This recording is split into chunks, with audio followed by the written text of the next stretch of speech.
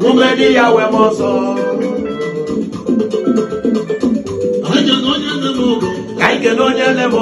Kaike no nyene mogo. Kumedi ya we moso.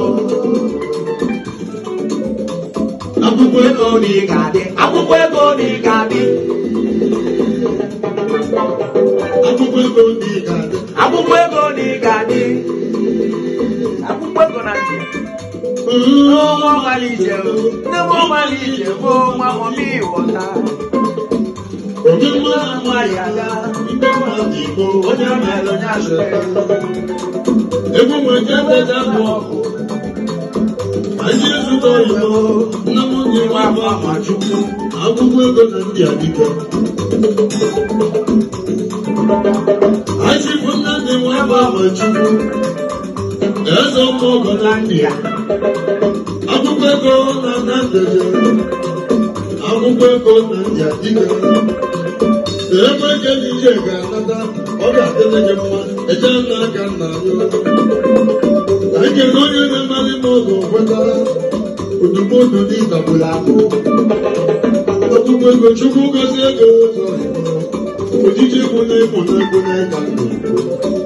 Nke ị ga-abụ orimiri ewu. Chairman of Managing Director.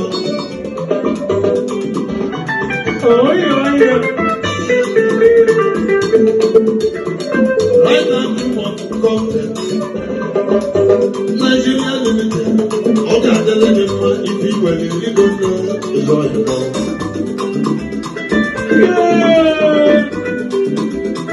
I'm from India. Right now,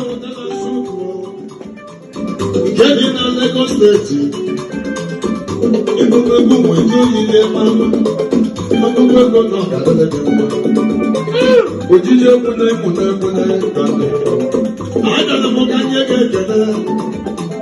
Yo mi mele muri nne, abubo ego na ndia. Ochimote mo ga akwụkwọ ego n'India.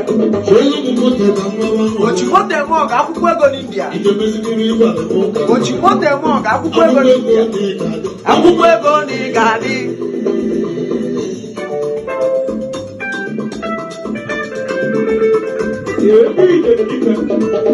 Chairman of Managing Director, Ivan Makarantine, Foundation, Energy Yellow Mobile Yaga, Ojije Bune, akwụkwọ ego na Monde Wapa Manchu, Oga Delegate, Ezo Moro. Igbo ndị ibu dị alọ na Lagos n'Ọgọst 3